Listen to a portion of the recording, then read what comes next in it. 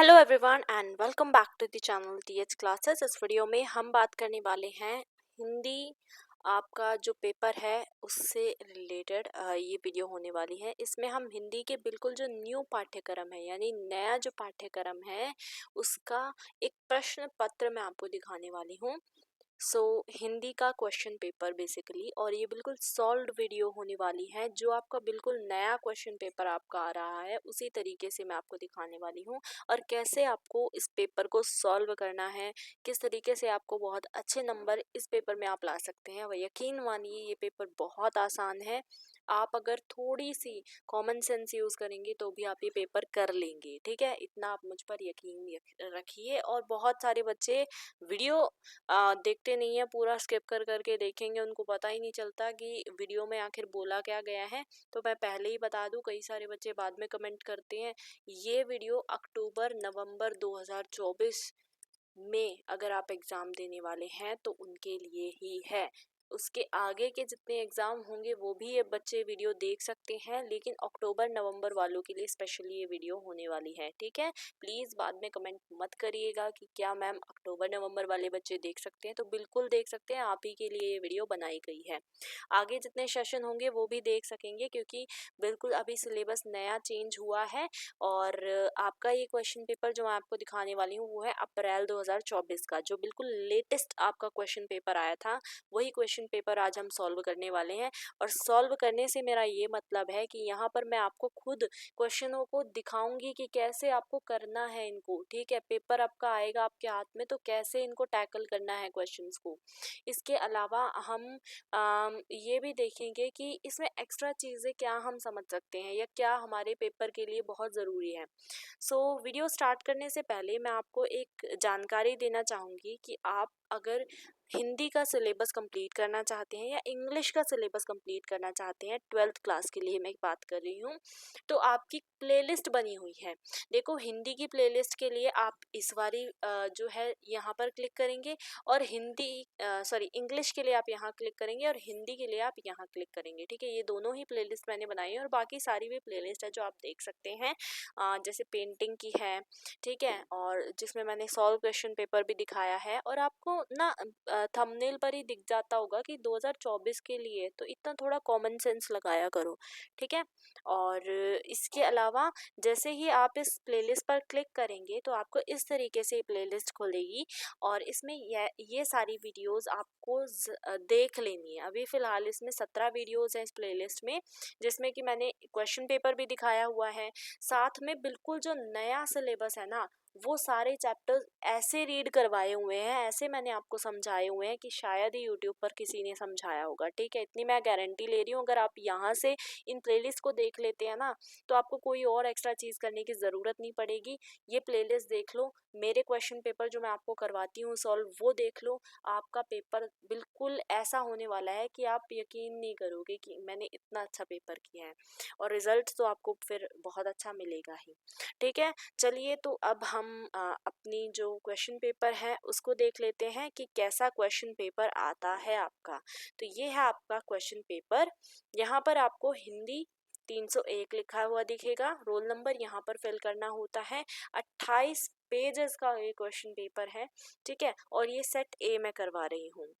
तो यहाँ पर एक बहुत ज़रूरी मैं बात आपको बताना चाहती हूँ कि जो पेपर होता है ना क्वेश्चन पेपर, उसमें आपको 15 मिनट का समय रीडिंग के लिए दिया जाता है। सिर्फ आपको रीड करना होता है क्वेश्चन पेपर। उस समय पे आपको कोई आंसर शीट नहीं दी जाती है। फॉर एग्जांपल, आपका पेपर अगर 2:30 बजे से स्टार्ट है तो 2:15 पे आपको क्वेश्चन पेपर दिया जाता है, और 15 मिनट का समय दिया जाता है आपको सिर्फ रीड करने के लिए। और ये समय आपके लिए बहुत ज़रूरी होता है। कैसे, वो हम आगे देखेंगे। जैसे आपका पैसेज वगैरह आता है ना, तो आप इस समय में, इस 15 मिनट के समय में आप इसको इन्वेस्ट करके उन पैसेज के आंसर निकाल सकते हैं। जैसे आंसर शीट मिले, उन पैसेज के आंसर आप लिख सकते हैं। ठीक है, उसके बाद नीचे date and day of examination, and नीचे है इन्विजिलेटर्स के सिग्नेचर, कुछ सामान्य अनुदेश जो आप पढ़ लेंगे। सेम इंग्लिश में लिखा हुआ है। अच्छा हाँ, ये जो है ये बिल्कुल नया पाठ्यक्रम, जैसा आपको अगर मेरी बातों पे विश्वास ना हो तो क्वेश्चन पेपर में भी नया पाठ्यक्रम है, ठीक है, जो 2023-24 में बच्चे पेपर दे रहे हैं स्ट्रीम 1 ब्लॉक 1 में जिनका एडमिशन हुआ है। और इसी पेपर में एक पुराना पाठ्यक्रम भी दिया गया है, यानी एक पुराना क्वेश्चन पेपर भी ऐड किया गया है जो जो स्ट्रीम 1 ब्लॉक 1 के बच्चे हैं उनके पहले जिनका एग्जाम्स हुआ था, ठीक है। चलिए अब बात कर लेते हैं कि आपका पेपर आखिर कैसा आता है। तो देखो 3 घंटे का समय आपको दिया जाता है और पूरा 100 मार्क्स का पेपर है, जिसमें कि आपका टीएमए के मार्क्स आप हटा लो, ठीक है। इसमें पूरे टोटल 34 क्वेश्चन मिलने वाले हैं और सारे ही क्वेश्चन इंपॉर्टेंट है। कुछ क्वेश्चन में आपको चॉइस मिलेंगी, लेकिन ऐसा नहीं है जैसे 32 और 33 में दोनों में कोई एक, ऐसा नहीं करना, सारे क्वेश्चन करने हैं, ठीक है। और उसके बाद आपका दिया गया है कि 1 से 20 से तक, यहाँ पर देखो ये जो है ना ये पेपर ज़्यादातर तो इसमें एमसीक्यू दिए गए हैं और ऐसे क्वेश्चन दिए गए हैं जिनके आंसर आप आराम से निकाल सकते हैं अगर आप प्लेलिस्ट देख लेते हैं हमारी तो, ठीक है। सबसे अच्छे तरीके से मैंने समझाया हुआ है। तो एमसीक्यू में आपका 1-1 मार्क्स का क्वेश्चन होता है। यहाँ पर आपको क्या करना होता है, 4 ऑप्शन मिलेंगे, कोई एक ऑप्शन सही होगा उसको आपको चुन कर लिखना पड़ेगा।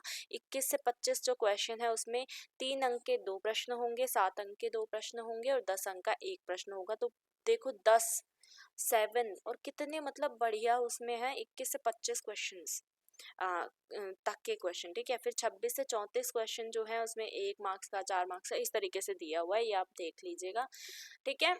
और फिर आपका आता है स्टार्ट, हम करते हैं यहाँ से। इसमें आपसे बोला गया है 1 से 20 जो प्रश्न हैं, मतलब 20 क्वेश्चन तो इसमें एमसीक्यू के दिए गए हैं, 20 मार्क्स तो ऐसे ही मिल जाएंगे।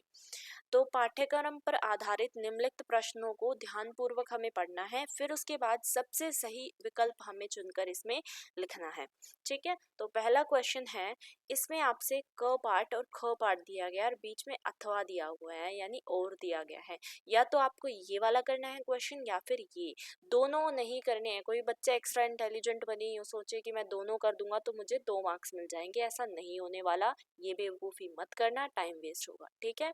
तो आपको क्या करना है, दोनों में से कोई एक क्वेश्चन करना है। पहला क्वेश्चन मैं फिलहाल सभी क्वेश्चन कर पाऊंगी, मैं यहाँ पर आपको और या अथवा वाले, मतलब ऐसा नहीं कि मैं नहीं करवाऊंगी, मैं सारे करवाऊंगी ताकि आपको पेपर में अगर आ भी जाए कोई ऐसा क्वेश्चन तो आप आराम से कर लें, ठीक है। तो पहला क्वेश्चन है, भरत का भ्रातृ प्रेम हमने पढ़ा था, किसके द्वारा लिखा गया है, तुलसीदास जी के द्वारा लिखा गया है, ठीक है। इसमें आपसे पूछा गया है कि इसमें किस छंद का सर्वाधिक उपयोग किया गया है, मतलब इसमें कौन सा छंद है जिसका सबसे ज़्यादा उपयोग यहाँ पर किया गया है। तो हमने जब पढ़ा था भरत का भ्रातृ प्रेम, तो हमने वहाँ पर क्या चीज़ें देखी थी, वहाँ पर उन्होंने दोहे का भी उपयोग किया है और चौपाई का भी उपयोग किया है। लेकिन यहाँ पर क्वेश्चन आपसे पूछा गया है, क्योंकि क्वेश्चन के ऑप्शन में दोहा भी है और चौपाई भी है, तो क्वेश्चन में देखो सर्वाधिक यानी सबसे ज़्यादा उपयोग किसका किया गया है, सबसे ज़्यादा अगर हम बात करें तो चौपाई का उपयोग किया गया है। तो इसका ऑप्शन क्या हो जाएगा, आंसर बी, ठीक है, चौपाई। इस तरीके से आपको लिखना है। अच्छा, पेपर में आप कैसे आंसर करेंगे, देखो जैसे ये आपकी आंसर शीट है, फॉर एग्जांपल यहाँ पर आपको फर्स्ट क्वेश्चन लिखना है, ठीक है, ये लाइन पूरी छोड़ देना, फिर लिखना आंसर। एक बेस्ट तरीका मैं आपको बता रही हूँ, हाँ मैं आंसर राइटिंग पर भी एक वीडियो लेकर ज़रूर आऊँगी जल्दी ही, तो उससे और अच्छे से क्लियर हो जाएगा। फिर आंसर आप लिखोगे तो आंसर में आपको लिखना है, जैसे आप क का आंसर दे रही हूँ, ठीक है, तो क लिखेंगे और बी, इसका आंसर क्या है, बी, ब्रैकेट क्लोज करेंगे और लिखेंगे आगे चौपाई, क्योंकि ये छोटा सा एक वर्ड है तो हम लिख सकते हैं, ठीक है, चौपाई। तो इस तरीके से आपको आंसर करना है। कोई बच्चा ख का लिख रहा है तो वो इस तरीके से करेगा। फिर इसमें नेक्स्ट है, श्री कृष्ण द्वारा गले पर धारण किए गए आभूषण में क्या सुशोभित हो रहा है, सूरदास द्वारा रचित पद के आधार पर लिखना है। सूरदास जी ने एक पद लिखा हुआ है जिसमें कि उन्होंने श्री कृष्ण के बाल रूप को दिखाया है कि कैसे बाल रूप में श्री कृष्ण हैं, उन्होंने मटकी फोड़ दी है, ठीक है, उसमें से दही या माखन आप कह सकते हैं वो निकाल कर वो खा रहे हैं, दही का पूरा उन्होंने मुंह पर ऐसा लग रहा है लेप लगाया हुआ है। तो इसमें उन्होंने एक लाइन लिखी है जिसमें वो कहते हैं कि उन्होंने कठुले और संघनख वाला जो गले का आभूषण है वो पहना हुआ है। तो उस आभूषण में क्या सुशोभित होता है? उस आभूषण में सिंह नख जो है सुशोभित हो रहा है। इसका आंसर हो जाएगा ए। ठीक है, सिंह नख का आप क्या समझ सकते हैं? मतलब इस तरीके से एक ऐसा वो होता है। ठीक है, ये होता है इस तरीके से। अगर आप गूगल पर सर्च करेंगे तो आपको दिखेगा सिंह नख कुछ इस टाइप का होता है। और वो पहले के ज़माने में आभूषण इस तरीके से उसमें पहनाया जाता था। ठीक है, चलिए उसके बाद आपका सेकंड क्वेश्चन है। इसमें भी आपका अथवा दिया है। इसमें ज़्यादातर क्वेश्चन में आपको चॉइस दी गई है, तो आपको कोई एक करना है। तो इसमें बोला गया है फर्स्ट वाले में, श्री कृष्ण को प्राप्त करने के लिए मीरा ने क्या मूल्य चुकाया है? तो मीरा, ये तो आप सभी को पता होगा ये स्टोरी। तो श्री कृष्ण को प्राप्त करने के लिए मीरा ने क्या चुकाया था? मीरा ने अपना मान सम्मान चुकाया था। तो आंसर बी हो जाएगा।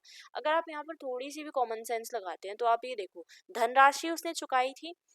हाँ, उसने अपना सिंहासन, उसने अपना घर बार छोड़ दिया था, लेकिन उसको कोई दुख नहीं था इस चीज का। वो एक मूल्य नहीं हुआ। जब हम ये बोलते हैं ना कि हमें किसी चीज को छोड़कर उस चीज का दुख हो, तो वो मूल्य होता है। ठीक है, तो उन्होंने मान सम्मान चुकाया था।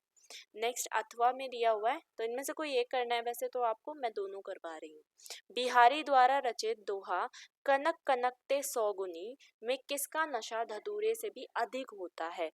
यहाँ पर हमने जो पढ़ा था उसमें, तो उन्होंने कहा था कनक कनकते सौगुनी। कनक, एक कनक का मतलब हुआ है मदिरा, यानी मदिरे का जो नशा होता है, उसमें बोला है कि धतूरे से भी अधिक किसमें नशा होता है?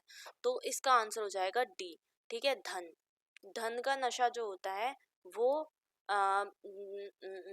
धतूरे से भी ज्यादा होता है, धन का नशा। ठीक है, अब वो कैसे ज्यादा होता है वो आप मुझे कमेंट में बताएंगे। ठीक है, धन का नशा क्यों ज्यादा होता है ये आप मुझे कमेंट में बताएंगे।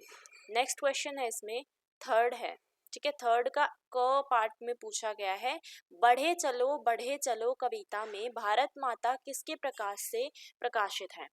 तो ऐसे तो कोई वैसे कविता है नहीं। ठीक है, बट जिस बच्चे ने अच्छे से पढ़ी होगी ये पूरी हिंदी में जितने भी आपके चैप्टर्स हैं, तो उसमें एक कविता आती है जिसमें कि जिक्र किया गया है भारत माता का।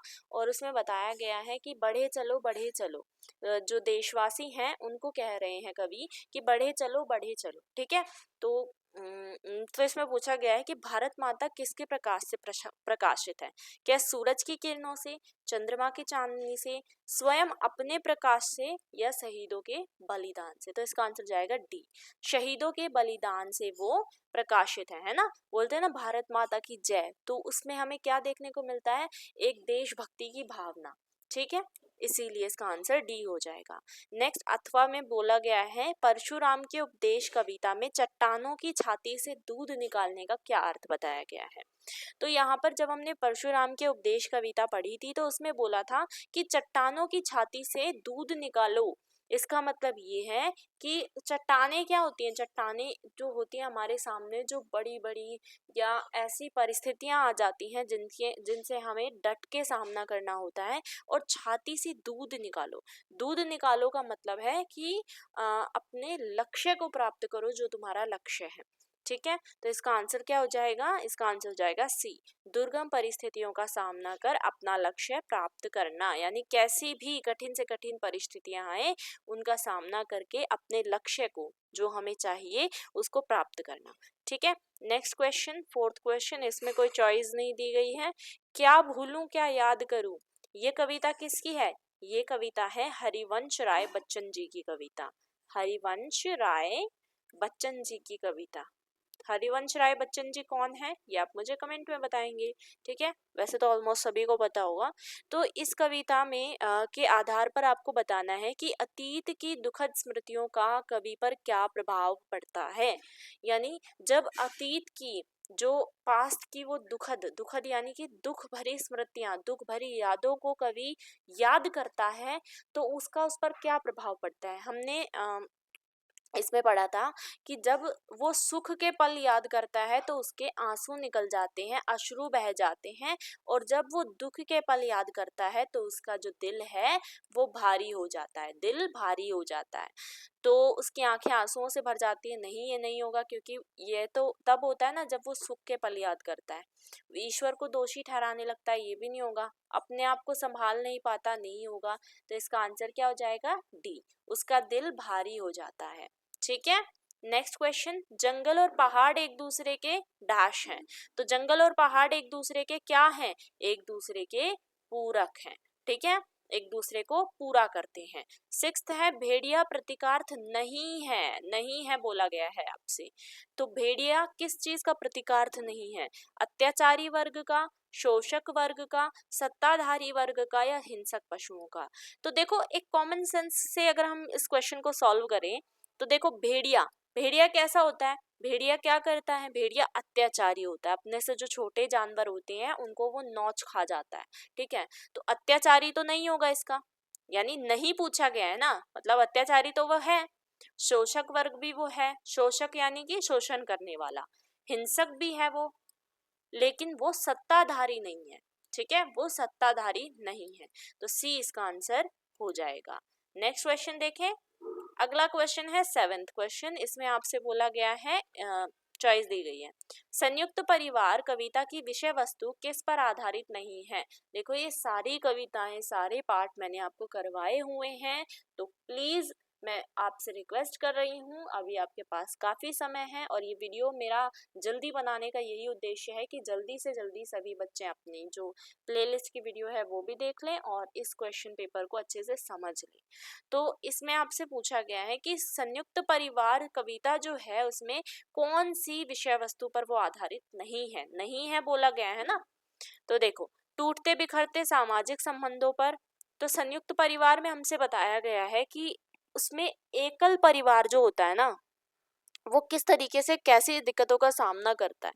जैसे कवि जो है वो देखता है, वो बाहर गया हुआ था और उसके घर पर ताला लगा हुआ था। तो ताले में कोई आया उसके घर, ठीक है, और उसने क्या किया, वो उससे मिलने आया होगा। ठीक है, वो सोचता है वो उससे मिलने आया होगा, वो उससे बातें करने आया होगा, लेकिन उसे घर पर कोई नहीं मिला। तो वो कुछ एक चिट्ठी जो है वो दरवाजे के उस ताले में ही अटका कर चला जाता है। फिर बाद में कवि ये सोचता रह जाता है कि वो क्या कहने आया होगा। इससे अच्छा, इससे बेहतर तो संयुक्त परिवार था, जिसमें अगर कोई आ जाया करता था तो परिवार के बड़े बुजुर्ग उसको संभाल लेते थे, बैठा लेते थे। लेकिन एकल परिवार में, यानी कि जिसमें सिर्फ दो माँ बाप, जिसमें सिर्फ माँ बाप और बच्चे होते हैं, उसमें उनको होश नहीं रहता है। ठीक है, बहुत ज़्यादा एकल परिवार जो है उसका प्रचलन बढ़ता जा रहा है और संयुक्त परिवार अब खत्म सा होता जा रहा है। तो टूटते बिखरते सामाजिक संबंध तो उसमें दिखाए गए हैं, तो ये तो नहीं होगा। टूटते बिखरते संयुक्त परिवारों को भी इसमें दिखाया गया है, एकल परिवारों के बढ़ते प्रचलन को भी दिखाया गया है, लेकिन गांव से शहरों की ओर पलायन पर उसमें कोई बातचीत नहीं करी गई है। तो इसका आंसर हो जाएगा डी। तो आपको ना ये नहीं वाले पे भी थोड़ा सा ध्यान देना पड़ेगा। कई बार बच्चे है ना, इस नहीं को नहीं पढ़ते और आगे जो भी ऑप्शन आ रहा है उस पर टिक लगा देते हैं। तो इसका आंसर हो जाएगा डी। नेक्स्ट है संयुक्त परिवार से ही इस कविता में के संदर्भ में लिखे कि अतिथि देवो भव की हमारी परंपरा क्यों टूट रही है। हमारी परंपरा में क्या है कि अतिथि जो होते हैं वो हमारे देव या हमारे भगवान होते हैं। तो ये परंपरा आखिर क्यों टूट रही है? क्योंकि जीवन की अति व्यस्तता के कारण जीवन में सब बहुत ज्यादा बिजी हो गए हैं, व्यस्त हो गए हैं, और वो एक दूसरे पर ध्यान नहीं देते, एक दूसरे के घर नहीं आते जाते। तो ये अतिथि देवो भवो की परंपरा इसीलिए टूटती जा रही है। नेक्स्ट है आपका क्वेश्चन 8। इसमें आपसे बोला गया है आग जलनी चाहिए से कवि दुष्यंत कुमार का क्या आशय है? आग जलनी चाहिए, वो कहता है कि हमें आगे बढ़ना चाहिए, हमारे मन में ये आग जलनी चाहिए और हमें बदलाव करना, बदलाव जो है वो लाने का की चेष्टा करनी चाहिए। तो इसका आंसर हो जाएगा बी। बी, बदलाव के लिए संघर्ष चेतना हमारे अंदर होनी चाहिए। इसी में अथवा में पूछा गया है भेड़िया। अब मैं आपको कुछ, मतलब इस पेपर को देखते हुए आपको समझ आ रहा होगा कि कौन कौन सी ऐसी आपकी पोएम्स या कविता है जो इम्पोर्टेंट है, जैसे भेड़िया वाली है। ठीक है, इसके अलावा आपकी है अभी हमने जो संयुक्त परिवार वाली देखी वो इम्पोर्टेंट है, तो ये जो इम्पोर्टेंट है ना, इनको थोड़ा और ध्यान देकर पढ़ना, क्योंकि अभी आई हैं तो आगे भी आएंगी। इसके अलावा जैसे चीफ की दावत पार्ट है वो इम्पोर्टेंट है, उसमें से ज़रूर क्वेश्चन बनेगा। और अंडमान डायरी ये इम्पोर्टेंट है, तो ये इम्पोर्टेंट मैं आपको लास्ट में बताती हूँ। भेड़िया कविता संदेश देती है, क्या संदेश देती है हमें? पाशविकता के विरुद्ध संगठित हो संघर्ष करने की। भेड़िया कविता में देखो क्या होता है, गरीब जो है ना उसके ऊपर कैसा अत्याचार अमीर या एक शोषक वर्ग करता है वो इसमें दिखाया गया है।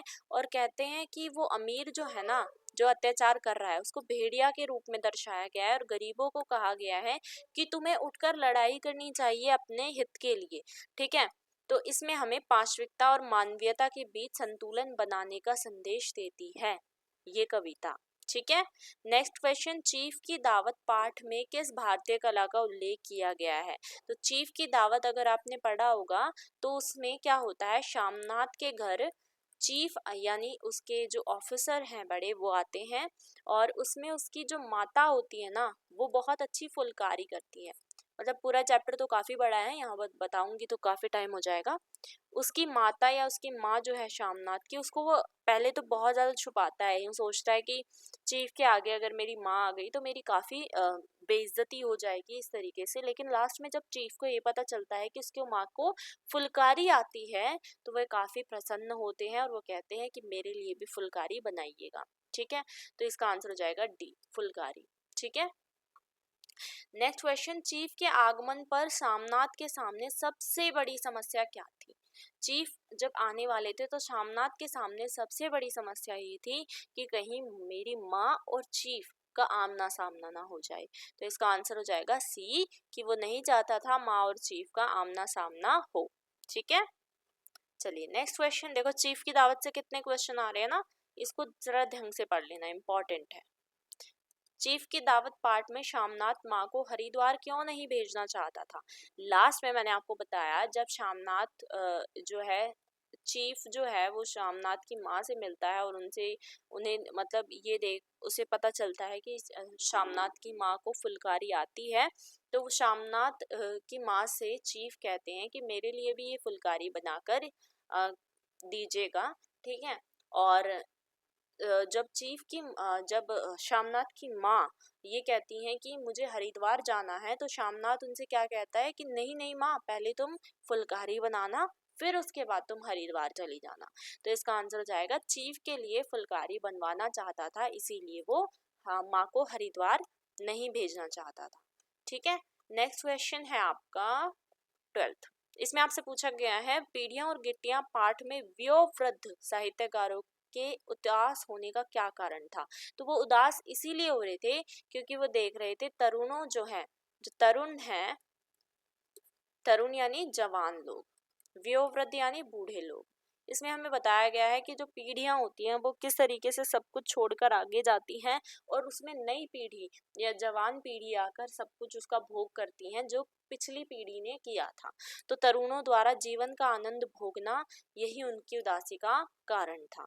ठीक है, नेक्स्ट क्वेश्चन, पीढ़ियां और गिट्टियां पाठ का कथ्य है, क्या पाठ वो दिखाना चाहता है? तो पाठ दिखाना चाहता है वयोवृद्ध साहित्यकारों सॉरी ये नहीं होगा इसका, पीढ़ियों के संघर्ष को उजागर करना चाहता है, यानी पीढ़ी दर पीढ़ी। अब मैं इसको आपको इस तरीके से समझाती हूँ, जैसे आप हैं, ठीक है, नई पीढ़ी है, आपसे पुरानी पीढ़ी आपके मम्मी पापा, उनसे पुरानी पीढ़ी आपके दादा दादी। तो हर एक पीढ़ी जो है हर एक चीज़ का भोग करती है, उसके बाद वो चीज़ आगे नई पीढ़ी को मिलती है। अब नई पीढ़ी जब उस चीज़ का भोग कर रही होती है तो पिछली पीढ़ी ये सोचती है कि कभी ये हमारा हुआ करता था।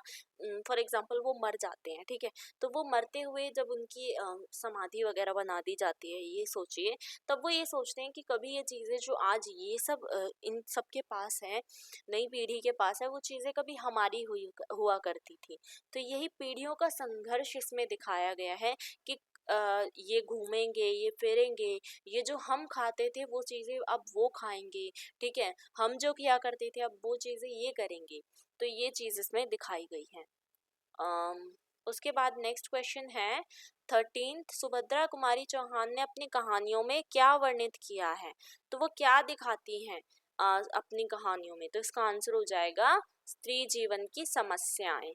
वो अपनी कहानियों में स्त्री के जीवन की समस्याओं को अच्छी तरीके से दिखाती हैं, और ये चैप्टर भी हमने पढ़ा था मेरे हिसाब से, आपको अगर याद हो तो।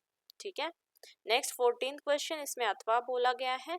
क पार्ट में पूछा है, मैं कन्यादान नहीं करूंगी कथन सुभद्रा कुमारी चौहान के व्यक्तित्व की किस विशेषता को दर्शाता है, तो इसमें सुभद्रा कुमारी चौहान जी ये बताती हैं कि मैं कन्यादान नहीं करूंगी क्योंकि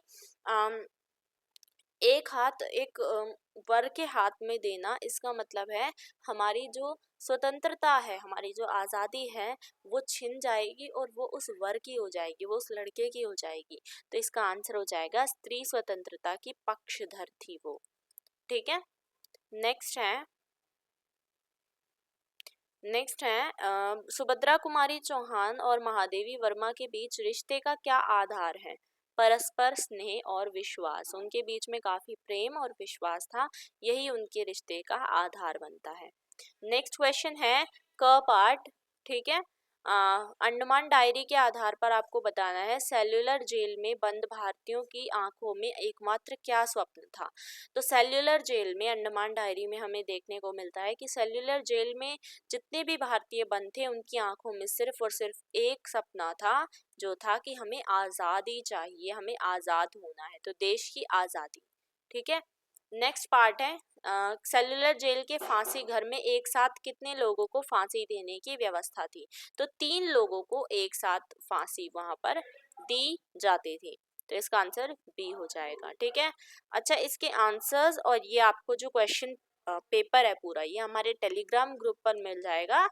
हमारे टेलीग्राम ग्रुप का नाम है टीएच क्लासेस, ज्वाइन कर लीजिएगा, आपको नीचे डिस्क्रिप्शन में भी उसका लिंक मिल जाएगा। ठीक है, तो यहाँ पर आपको क्वेश्चन पेपर प्लस में अभी आगे जो मैं आंसर दिखाऊंगी वो भी आपको मिल जाएंगे। नेक्स्ट क्वेश्चन है 16th, इसमें आपसे पूछा गया है अंडमान द्वीप के समूह पर मंडराती चिड़ियों के माध्यम से लेखक ने क्या स्मरण किया है, तो हमें जो अंडमान द्वीप है उसके समुद्र पर काफी सारी चिड़ियाएं मंडराती हैं, तो इससे जो है लेखक ये याद करता है कि ये आजादी के लिए जीवन देने वाले गुमनाम शहीद हैं, जो आज भी इस समुद्र के इस आसमान पे, समुद्र पे मंडरा रहे हैं।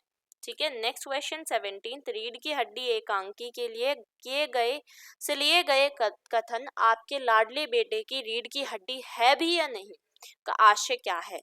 ये बात शंकर के लिए बोली जाती है जब वो अपने पिता की हाँ में हाँ मिलाता है हर बात के लिए, तो वो जो है वधू, जो लड़की होती है, वो कहती है कि आपके लाडले बेटे की रीढ़ की हड्डी का क्या मतलब होता है कि अपना खुद का ओपिनियन, खुद की कोई इसकी बात है भी या नहीं, ये खुद की राय रख भी सकता है या नहीं, या सिर्फ आपके ही बातों पे चलता है, तो इसका आंसर हो जाएगा सी, दृढ़ता के साथ अपनी राय व्यक्त करने का साहस है या नहीं है इसमें।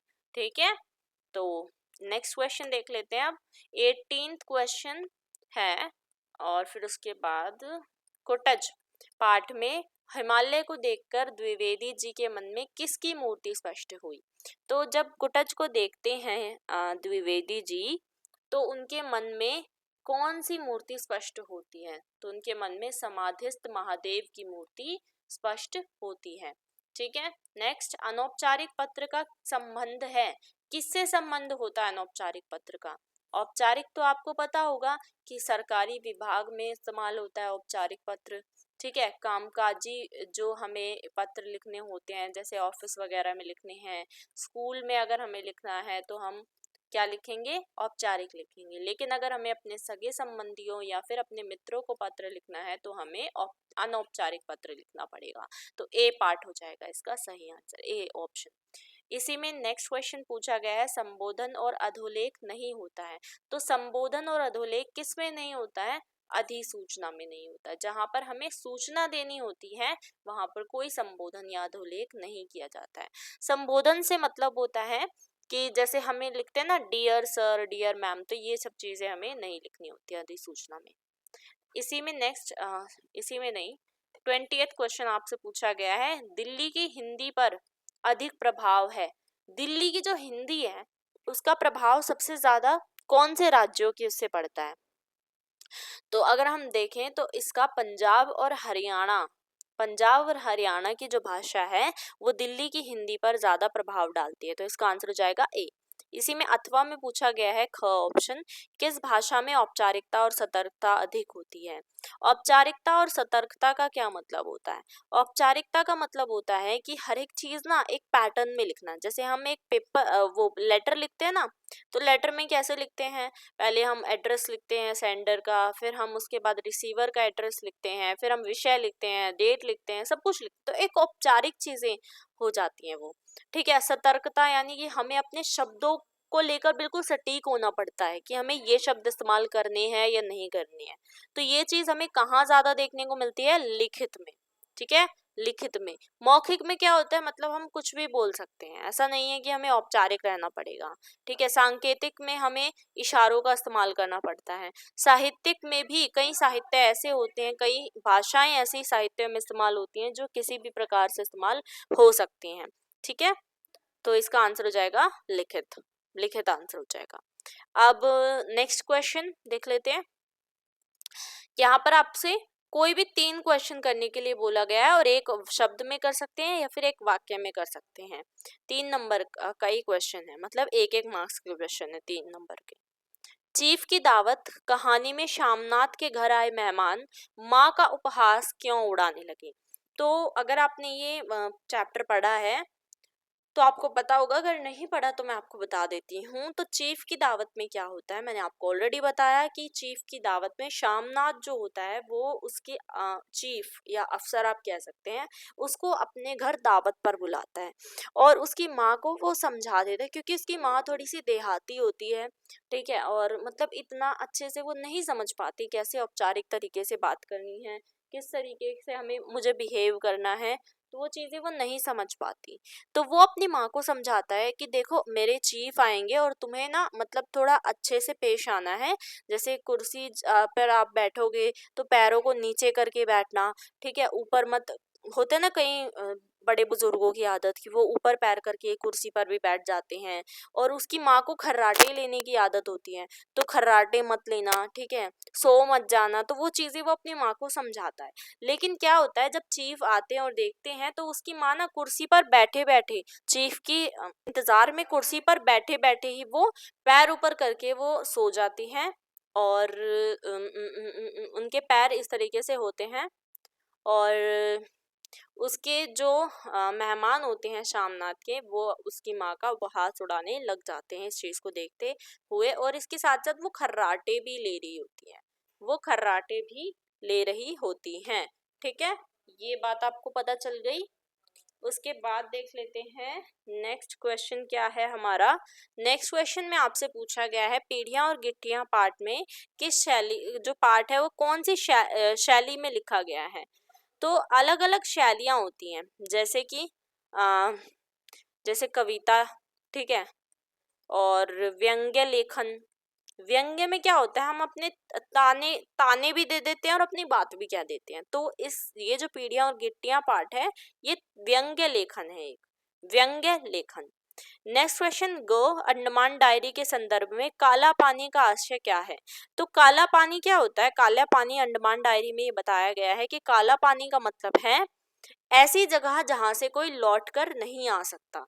माना जाता था कि हमारे देश में जब अंग्रेज आए तो वो लोग क्या करते थे, जेल में हमारे जो भी प्रदर्शनकारी है, जो भी हमारे शहीद होते थे या स्वतंत्रता सेनानी होते थे, उनको जेल में डाल देते थे, उनको काला पानी दे देते थे। मतलब ऐसी जेल जहां से कोई भी वापस नहीं आ सकता। तो ऐसा स्थान जहां से आना संभव नहीं है। घ पाठ है, कुटज की तुलना राजा जनक से क्यों की गई है?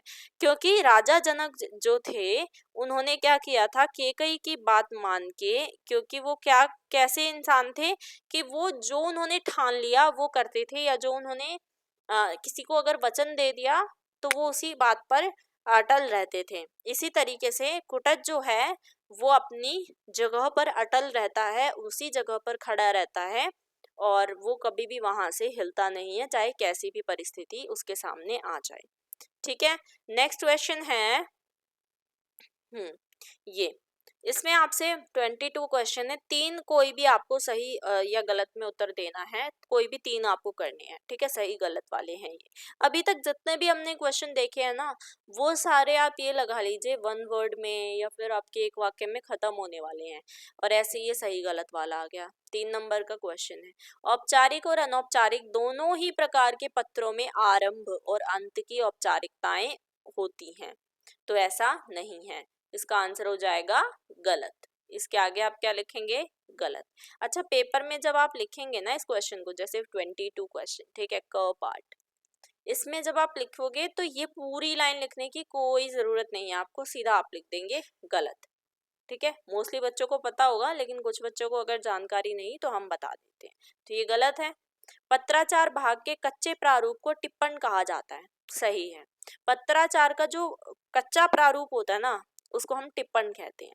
विशिष्ट प्रयोजन के लिए प्रयुक्त भाषा प्रयोजन मूलक भाषा कहलाती है, तो ये भी सही है। YouTube वीडियो शेयर करने का एक प्लेटफॉर्म है, तो मेरे हिसाब से तो इसमें कोई भी डाउट नहीं होना चाहिए आपको, क्योंकि आप अच्छी तरीके से जानते हैं आप ये वीडियो कैसे देख पा रहे हैं। जब हमने YouTube पर ये वीडियो शेयर करी तभी आप ये वीडियो देख पा रहे हैं, तो इसीलिए इसका भी आंसर करेक्ट हो जाएगा।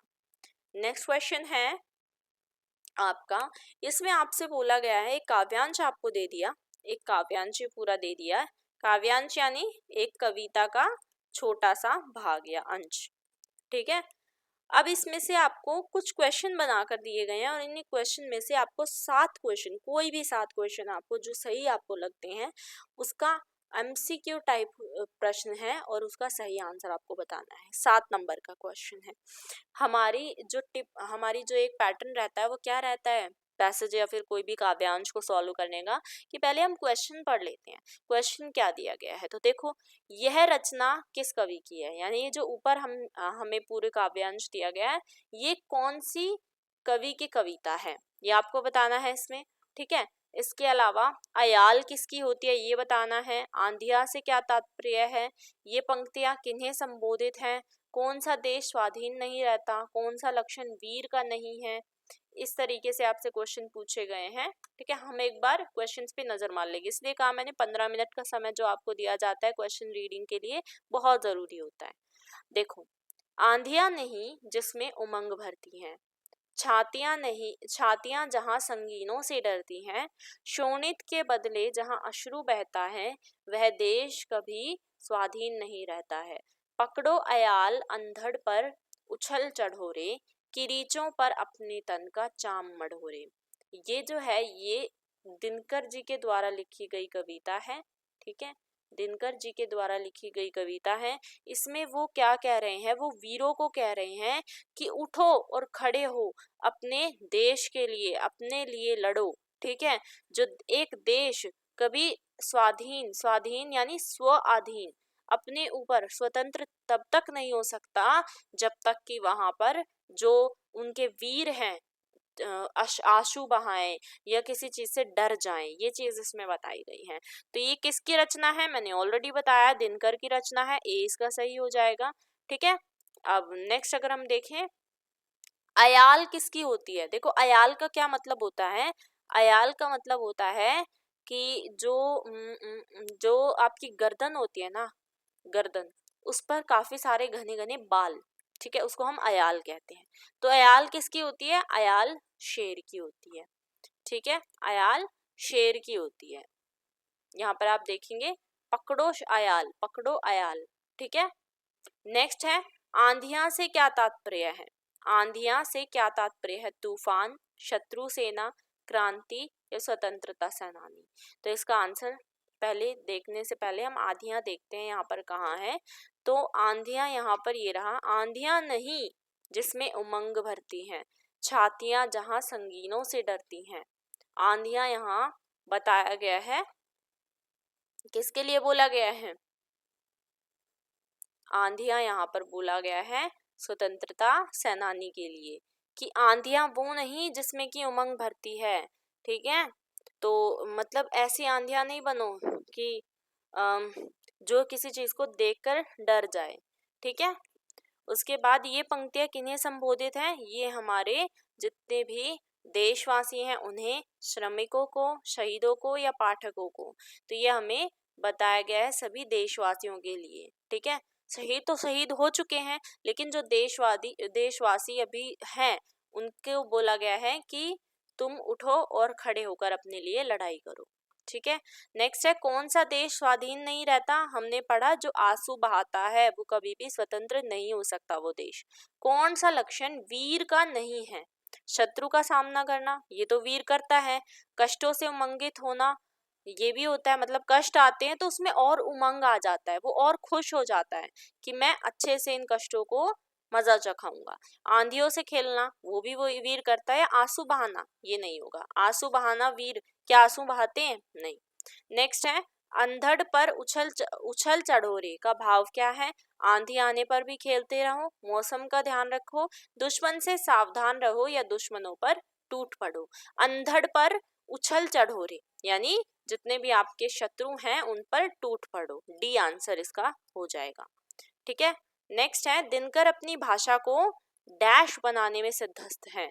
लाक्षणिक बनाने में, सरल बनाने में, दुरहु बनाने में या फिर काव्यात्मक? ये आप मुझे बताएंगे कमेंट में। ठीक है, ये आप मुझे बताएंगे कमेंट में। अगर मैं ही सब कुछ पका पका आपके सामने रख दूंगी तो आप क्या मेहनत करोगे? ठीक है, नेक्स्ट है, इसमें पूछा गया है दिनकर के काव्य शिल्प की क्या विशेषता है?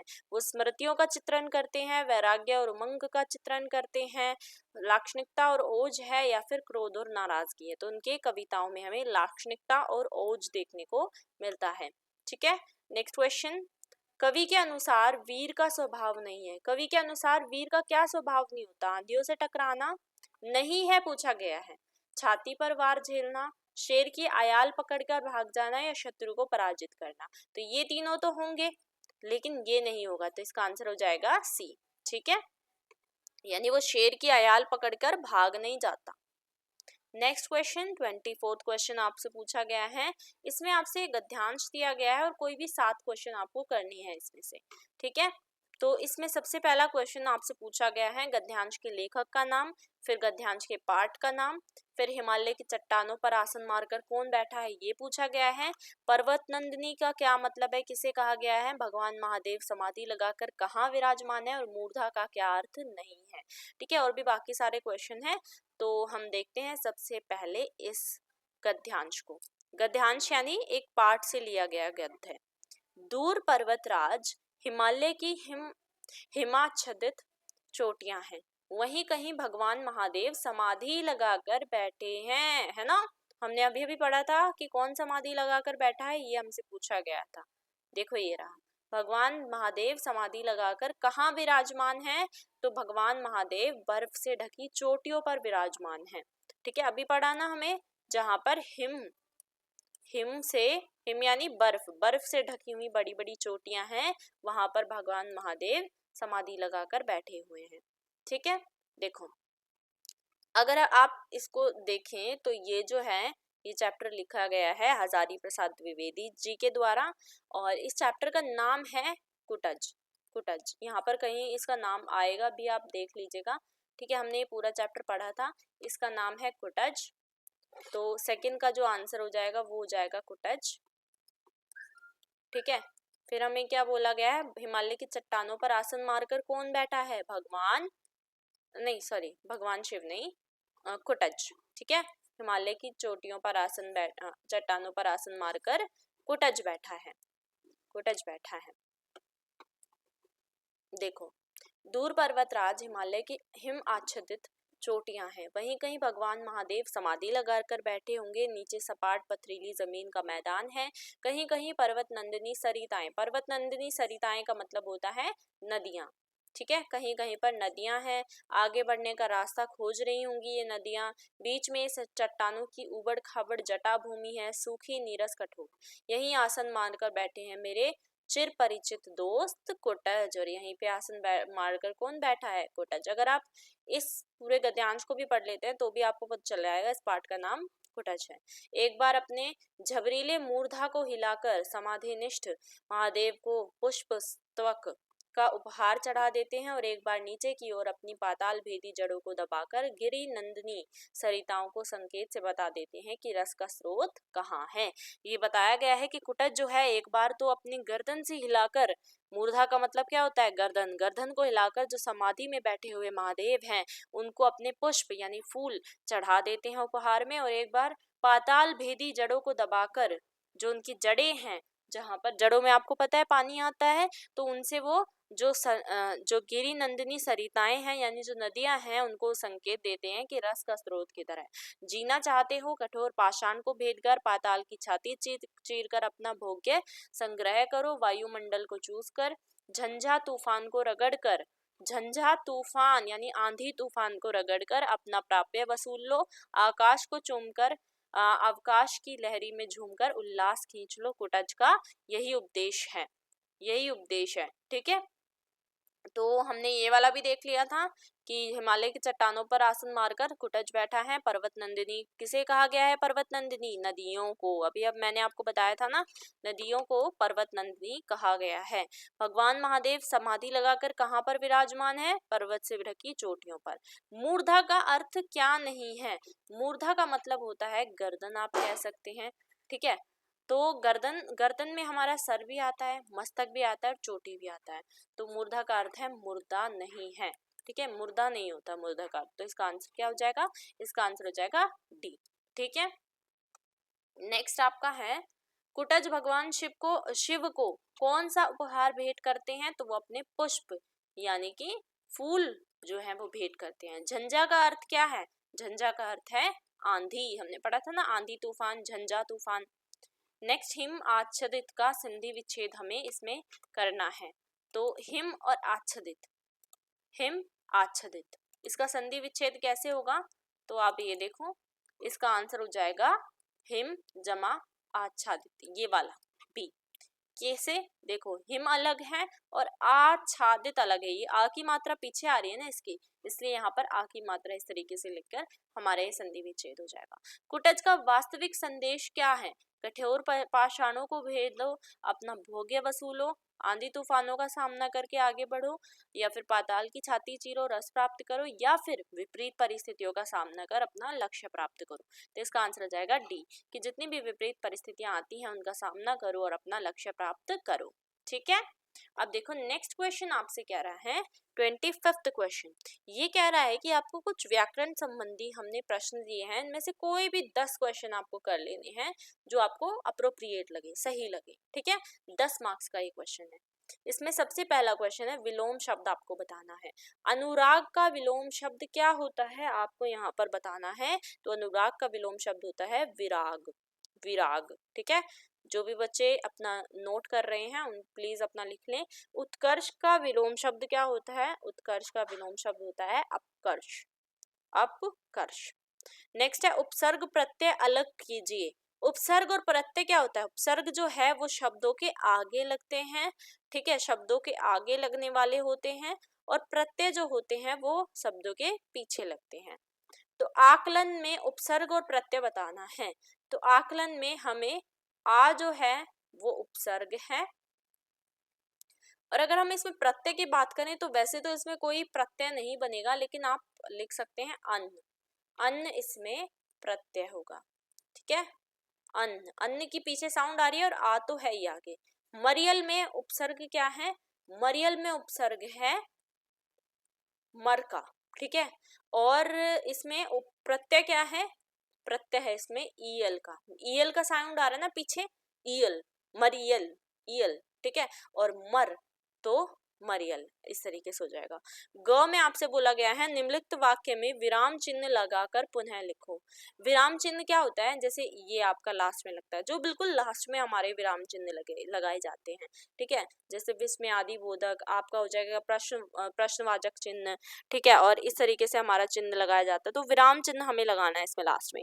आपने उसे क्यों बुलाया, ये कब लगता है? ये तब लगता है जब हमारा क्वेश्चन पूछा जा रहा है, ये तब लगता है जब हमारी स्टेटमेंट दी जा रही है, कोई भी ऐसी जो है सिंपल सी स्टेटमेंट है, ये तब लगता है जब हमारा विस्मय आदि बोधक चिन्ह लगता है।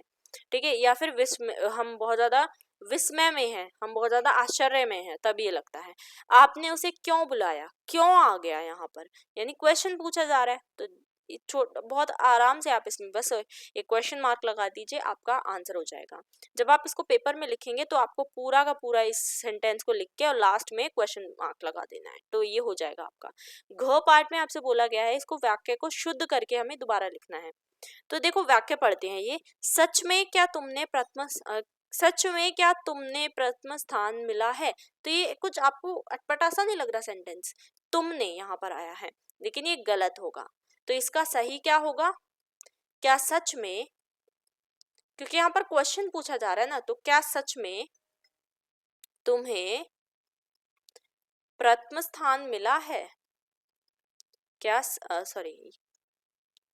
सच में तुम्हें प्रथम स्थान मिला है, ठीक है, और लास्ट में क्वेश्चन मार्क। तो ये इस तरीके से शुद्ध हो जाएगा और आपको ऐसे ही ये लिखना है, ठीक है।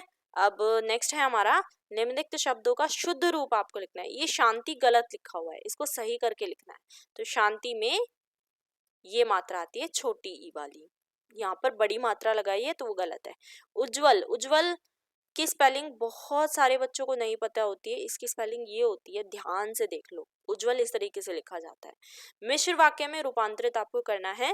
मिश्र वाक्य में क्या होता है, इसमें और का इस्तेमाल किया जाता है, बीच में हमें और लगाना होता है। तो ये मिश्र वाक्य में कैसे बनेगा, प्रधानाचार्य के आते ही प्रार्थना शुरू हो गई, यानी प्रधानाचार्य आई, आपको इसको कैसे बनाना पड़ेगा, प्रधानाचार्य आई और प्रार्थना शुरू हो गई। कई बार मिश्र से सरल में भी आ जाता है, तो ये बात आपको ध्यान रखनी है, ठीक है। या फिर आप ऐसे भी इसको बोल सकते हैं कि जैसे ही प्रधानाचार्य आई वैसे ही प्रार्थना शुरू हो गई। कृत्रिवाच्य में आपको बदलना है। रूपाली द्वारा कढ़ाई की जाती है, तो ये कर्मवाच्य है। अब इसमें हमें कृत्रिवाच्य में अगर हम बदलेंगे, रूपाली द्वारा कढ़ाई की जाती है, तो आप सीधा लिखेंगे रूपाली कढ़ाई करती है, ठीक है, ये हो जाएगा। संधि विच्छेद करना है देवासुर और पुस्तकालय का। तो देवासुर का क्या होगा, देव जमा असुर, और पुस्तकालय का क्या होगा, पुस्तक जमा आलय, यानी कि पुस्तकों का घर, ठीक है। नेक्स्ट है विग्रह सहित समास का नाम लिखना है। नीलकमल या दिन रात, कोई भी एक आपको करना है इसमें से। नीलकमल का अगर हम विग्रह करते हैं तो इसमें क्या हो जाएगा, इसका विग्रह नीला है कमल जो, नीला है कमल जो। और ये कौन सा समास है, ये है आपका कर्मधारय समास, कर्मधारय समास। दिन रात का अगर हम विग्रह करें तो दिन और रात हो जाएगा विग्रह, ठीक है। और इसमें समास कौन सा है, इसमें समास है हमारा द्वंद्व समास, द्वंद्व समास याद रखिएगा, ठीक है। चलिए नेक्स्ट हम देख लेते हैं इसी में। अब आपको यहाँ पर इन प्रत्यय से, मेरे हिसाब से कुछ 15 क्वेश्चन होंगे, इनमें से कोई 10 आपको करने हैं, बात आपको ध्यान रखनी, जो भी आपको इजी लगे। इन प्रत्यय से कोई भी 2 नए शब्द बनाने हैं आपको। इन प्रत्यय से कोई भी 2 नए शब्द आप क्या बना सकते हैं, ये आपको लिखना है। प्रत्यय आपको पता होगा कि जो पीछे लगती है, ठीक है, प्रत्यय यानी जो पीछे लगता है। नमकीन बन सकता है इससे, इन प्रत्यय। ये बड़ी की मात्रा, ये भी ध्यान रखना, छोटी की मात्रा के शब्द नहीं बनाने। और रंगीन बन सकता है, ठीक है, इन प्रत्यय से। नेक्स्ट है ऊंट के मुंह में जीरा, मुहावरे का अर्थ सहित वाक्य में प्रयोग करना है। ऊंट के मुंह में जीरा का क्या, मुहावरे का इसका क्या मतलब होता है कि अधिक खाने वाले को थोड़ा दे देना, अधिक खाने वाले को थोड़ा सा दे देना, ठीक है। तो इसका मुहावरे में, मुहावरे का अर्थ हमने बता दिया, लेकिन वाक्य में कैसे प्रयोग करेंगे, आप लिख सकते हैं, अरे इसे आपने इतना सा खाना क्यों दिया, ये तो वही बात हो गई ऊंट के मुंह में जीरा, ठीक है। नेक्स्ट है ठ, आमरण जो समस्त पद है उसमें कौन से समास का उदाहरण बताया गया है, आमरण में।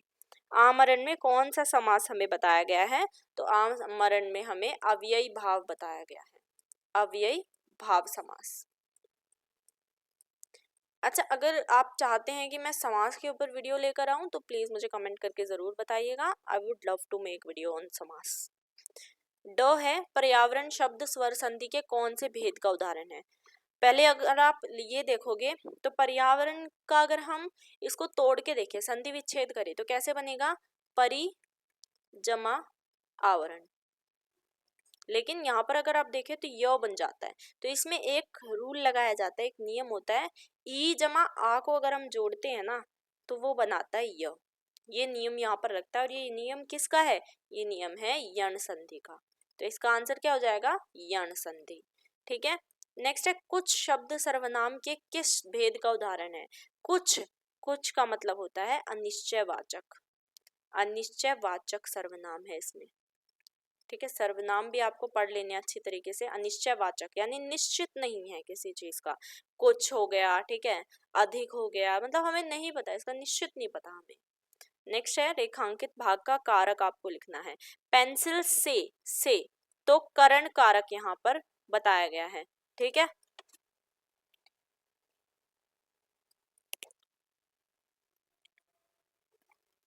तो चलिए अब आगे बढ़ते हैं। 26th क्वेश्चन आपका है, ये कह रहा है सप्रसंग व्याख्या करनी है।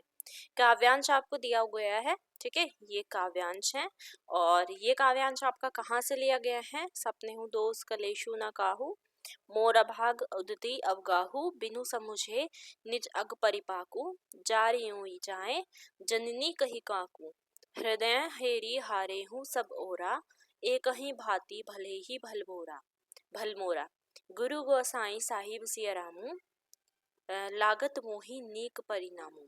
इसका मतलब है, ये जो पूरा दोहा लिया गया, ये जो पूरा काव्यांश लिया गया है, ये लिया गया है भरत का भ्रातृ प्रेम से।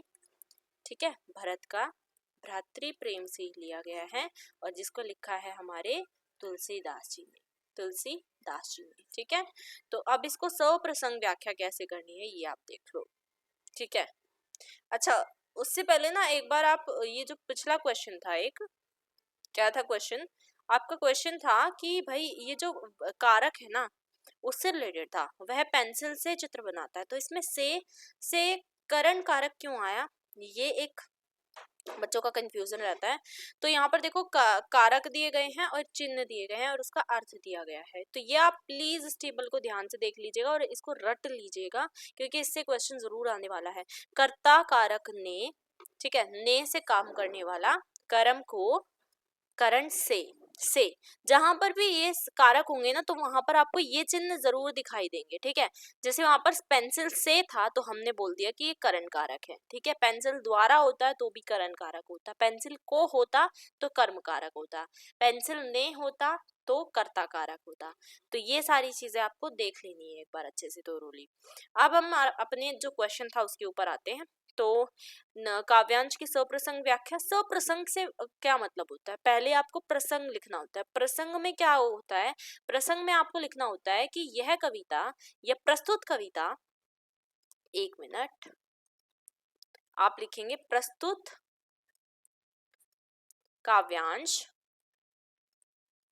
ये प्रसंग है। प्रसंग में आपको बताना होता है कि प्रस्तुत जो काव्यांश है वो हमारा कहाँ से लिया गया है? भरत का भ्रातृ प्रेम से लिया गया है, तथा इसके लेखक जो हैं या इसके जो कवि हैं वो कौन है? वो है हमारे तुलसीदास जी। इस तरीके से आपको लिखना पड़ेगा। ठीक है, प्रस्तुत काव्यांश भरत का भ्रातृ प्रेम से लिया गया है तथा यह तुलसीदास जी के द्वारा लिखा गया है। अब फिर उसके बाद आपको लिखनी है व्याख्या। प्रसंग में आप कुछ और चीजें भी ऐड कर सकते हैं, जैसे कि आप लिख सकते हैं कि इसमें किस बारे में बताया गया है। इस काव्यांश में, इस काव्यांश में जो है, जो भरत जी हैं वो अपने कुछ विचार राम जी के प्रति रख रहे हैं, उनके सामने रख रहे हैं। जैसे व्याख्या में आप क्या लिखेंगे? भरत स्पष्ट करते हैं कि स्वप्न में भी यानी सपने में भी किसी को दोष देना ठीक नहीं है। तो आप सभी को पता है कि राम जी को जो है वनवास मिला था। वनवास में फिर उसके बाद पूरी एक बैठक टाइप में बिठाई जाती है जिसमें सारे के सारे जितने भी गुरु होते हैं उनके, ठीक है, और सभी लोग होते हैं और भरत कहते हैं कि आप वापस चलो। तो राम मना कर देते हैं कि वो कहते हैं कि कैकेयी माँ ने मतलब मुझसे ये वचन मांगा है और मैं वापस नहीं जा सकता। तो भरत इसीलिए कहते हैं उनके अपने उसमें कि स्वप्न में भी हम किसी को दोष देना ठीक नहीं है, किसी का रत्ती भर भी दोष नहीं है, दोष तो बस भरत के भाग्य का है। भरत कह रहे हैं कि ये तो सिर्फ मेरे भाग्य का दोष है कि मेरे भाई, मेरे बड़े भाई राम आज वनवास काट रहे हैं और मुझे राजगद्दी दी गई है, जिसके लिए मैं अपने भाग्य को दोषी ठहराता हूँ। वे कहते हैं कि मेरा दुर्भाग्य अथाह सागर है, उसकी कोई सीमा नहीं है, मतलब मेरा भाग्य जो है वो बहुत ज्यादा बुरा है। कैकेयी के द्वारा राम को वनवास का वरदान मांगना मेरा ही दुर्भाग्य सागर की एक लहर है। यानी वो कहता है जो मेरी माँ है कैकेयी, उन्होंने राम को वनवास दिया, इसका मतलब ये मेरा दुर्भाग्य ही है। भरत को इतने से ही संतोष नहीं होता, अपने को वो कोसते हुए क्या कह रहे हैं कि मैंने अपने पापों का परिणाम जाने बिना ही माँ को भला बुरा कहकर उसके सामने उसके मन को चोट पहुंचाई। तो भरत जो है वो आते हैं और अपनी माँ को भला बुरा कहते हैं कि वो जो माँ है मेरी, उसी की वजह से ये सब हो रहा है। वो कहते हैं कि मैंने बिना जाने अपनी माँ को भला बुरा नहीं कहना था, क्योंकि ये तो मेरे भाग्य का दोष है। अब मैं अपने हृदय में अपनी भलाई के उपाय ढूंढ ढूंढ कर हार गया हूँ, कोई उपाय सूझता नहीं। मतलब वो कह रहे हैं कि मैं देख ही नहीं पा रहा हूँ मुझ में कुछ भला भी है।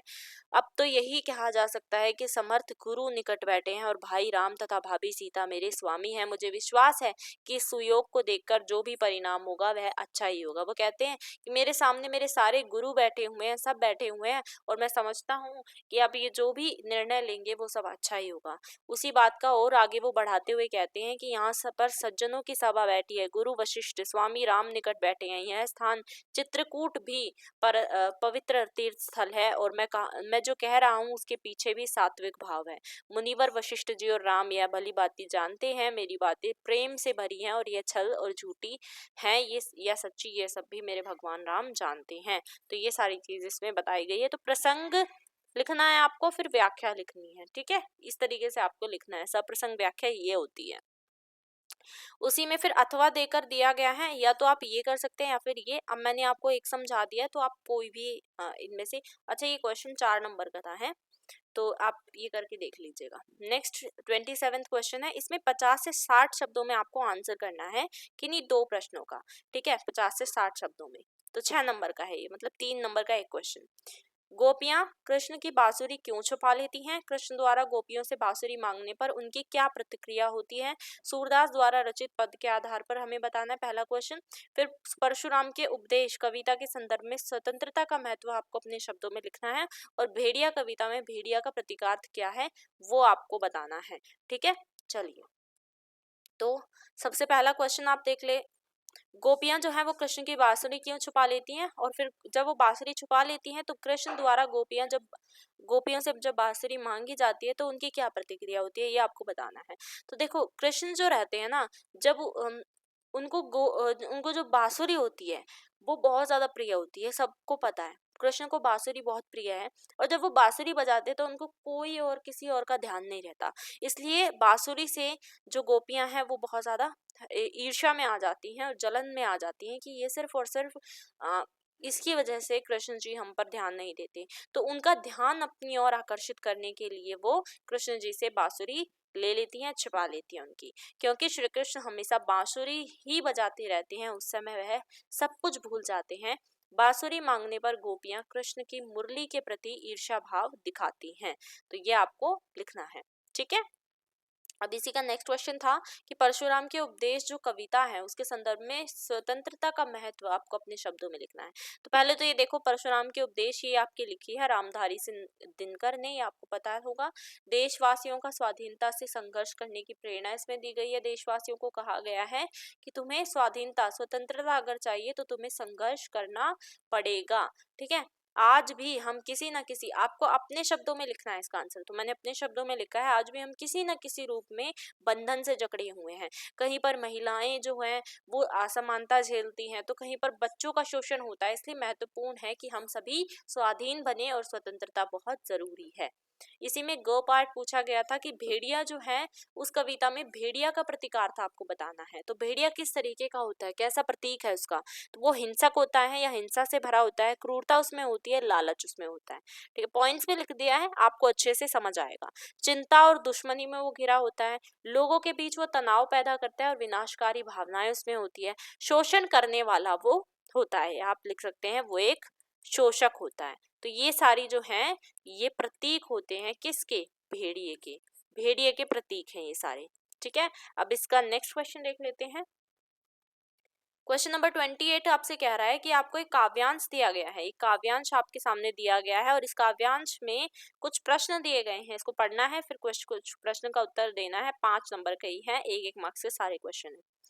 क पार्ट में आपसे पूछा है आंसू से भाग्य पसीजा है, पंक्ति का आशय क्या है, इतिहास में किसका नाम अमर रहता है और क्यों। ठीक है, फिर आपसे पूछा है जग रंगमंच का अभिनय जो आता सो जाता है, पंक्ति के माध्यम से आपको जीवन की शाश्वतता का उल्लेख किया गया है, कौन सी हमारे जीवन की जो सच्चाई है वो बताई गई है। फिर है मधुमास मधुर रुचिकर है पर पतझड़ भी आता है। ठीक है, और नेक्स्ट, क्या आपको भी ऐसा लगता है कि समय की दौड़ में दुर्बल व्यक्ति का टिक पाना कठिन है। तो पहले हम क्या करते हैं, हमने क्वेश्चन पढ़ लिया, अब काव्यांश पढ़ते हैं।